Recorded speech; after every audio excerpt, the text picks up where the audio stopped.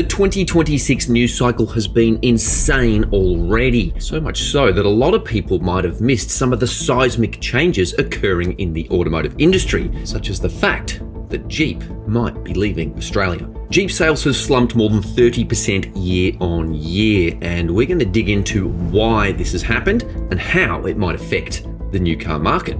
But Jeep won't be the last brand to feel this kind of pressure, not by a long shot, because 2026 is shaping up to be the year where economic reality finally begins to override heritage, brand loyalty, and hype. Yeah, lots of hype. So I want to take you through my 4 predictions for 2026. Some of them might annoy you and one of them might age terribly, but all of them are based on data and buyer behavior. I've been crunching the numbers and the sales intel from 2025, including the car sales data that no one else has access to. So grab a cuppa, settle in, and let's talk about what's going to affect motorists in 2026. I'm putting my cards on the table. I think Jeep is in serious trouble, as is Jeep's parent company, Stellantis, currently the world's 5th largest automaker. The global CEO abruptly resigned in late 2024 after disagreements with the board. And in Australia, they went from 30,408 sales in 2014 to just 2,377 in 2024. This isn't a blip. This is showing signs of a death spiral. We've seen it before. It happened to Citroën in the early 2020s, and then in 2024, the brand was axed in Australia. So what are the main reasons for Jeep's continued sales slump? Blame the previous Jeep Grand Cherokee, a car so unreliable it basically lived at dealerships. It racked up dozens and dozens of recalls, and after owners spent half their lives getting yet another fix, the brand's reputation went into the bin. Last year, the Jeep Grand Cherokee was axed in Australia after more than 30 years on sale here. Even with an improved warranty, special marketing campaigns, and stockpiling parts, Jeep's reputation never recovered in Australia. Turns out that trust, once lost, doesn't return with a "we promise we're better now" sticker.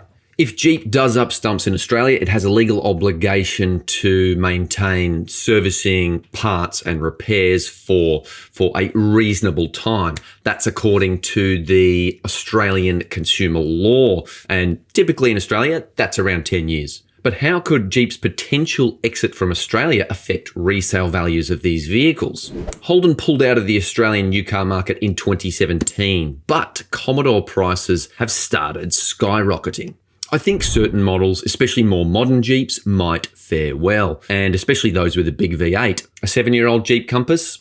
Maybe not. And how's this for some inside intel? In early 2025, Australian Jeep dealers sought legal advice over claims that it thought Jeep was about to pull out of Australia, and dealer numbers shrunk from around 70 outlets to around 40. When dealers start lawyering up, it usually signals deeper trouble. But then in late 2025, Jeep's parent company Stellantis came out with a 3-year dealer agreement, which has assuaged most franchisees. But here's my prediction. Sales are unlikely to lift significantly. They might not even bounce back at all. And I reckon Jeep will completely exit Australia in the foreseeable future, potentially sooner than that 3-year agreement Stellantis has made with dealers. And if not, it will certainly announce its intention to do so. It's kind of sad, really, because Jeep has such iconic heritage and the Wrangler is an absolute weapon off-road. But heritage doesn't pay the bills when you're getting outsold by Chinese cars 20-1. In 2025, China is officially Australia's 2nd largest country of manufacture for new cars, bumping Thailand down into 3rd spot. But the story's gone from exciting new options to, mate, how many new brands do we actually need? New and unknown Chinese brands are launching in export markets such as Australia every other month. And it's unprecedented in the Aussie automotive industry's history. But the numbers don't lie. BYD alone saw a 156% increase year on year. Chery up 176%. GWM up 23%.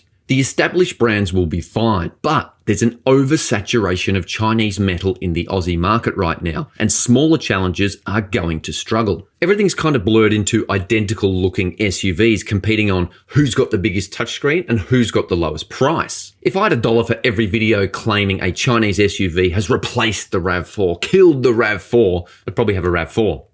Well, at least some floor mats. And then there's the offshoots, the sub-brands. We're talking Skywell, JQ, Deepal, Xpeng. Go on, try explaining the difference between a Chery Emotor 5 and a Haval Jolion to your Nan.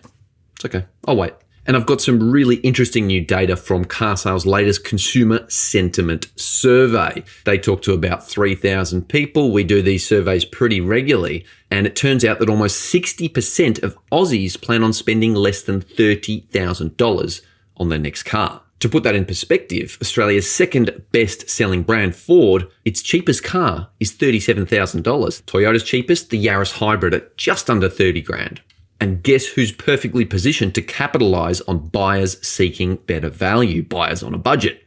That's right, Chinese brands. Right now, Chinese cars own the budget end of the market. But here's my take. Not all Chinese brands are safe. If your brand's run by some independent importer and not the official factory, the parent company, if you will, start sweating. Leave your thoughts in the comments. Who should be on the zombie brand watch list in 2026?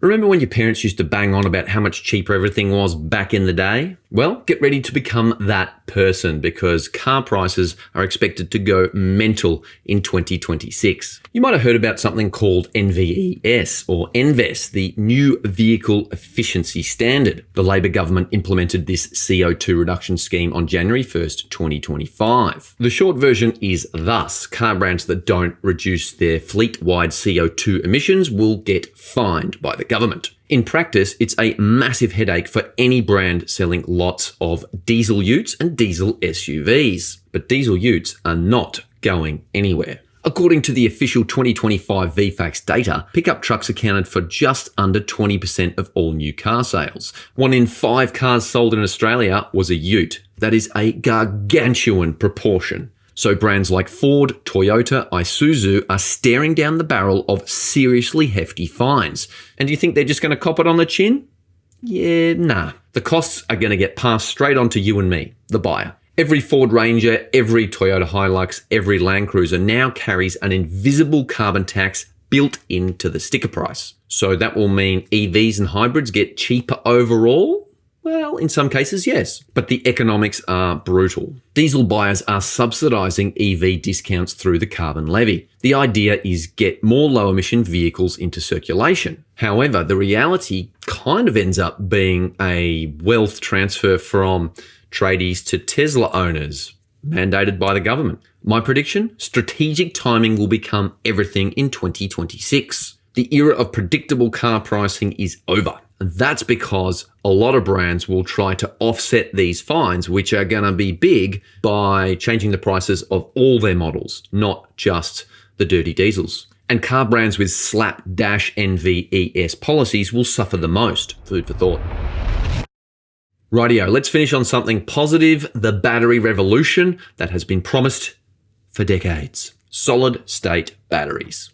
Heard of them? Well, in a nutshell, they're going to solve all the problems of the current lithium-ion battery tech. Better range, safer, faster charging, longer lifespan, and potentially in a smaller, lighter package. But the question has always been, when? I reckon 2026 might be the first year we see real movement into commercializing this technology. Toyota reportedly holds the highest number of solid-state battery patents in Japan. My prediction, we might see a surprise announcement from Toyota on this technology in 2026. It may not be a full production vehicle, but I think we might see at least a timeline and a working concept, because this is going to be a reputational thing. Toyota wants to get one up on the Chinese. An Estonian motorcycle company called Verge claims to have already deployed solid-state batteries built by Donut Labs on production motorcycles. And these will be available by mid-2026. The world will be watching. Don't stuff it up, Verge. And if a motorcycle startup can do it, why can't the world's biggest car maker, Toyota? But here's the burning question. Will we see a production vehicle in Australia with solid-state battery tech in 2026? Highly unlikely. But I do think we'll see the technology move from perpetually 5 years away to coming real soon. Watch this space. There's wildcards in the deck too, the Chinese manufacturers. They've been investing billions into battery technology, and I reckon there's a reasonable chance a Chinese brand could trump Toyota to market with solid-state battery tech. I think 2026 could be the year that range anxiety is finally put to bed and solid-state batteries start to become something really tangible. So there you have it. There's my 4 predictions for 2026. Am I going to get all of these right? Certainly not. And we're going to revisit this video at the end of 2026 to see how spectacularly correct or catastrophically wrong I got them. And yeah, it'll be interesting. If you enjoyed this video, smash the like button. Don't forget to subscribe and drop a comment below on what you think will happen in 2026. The more predictions, the merrier.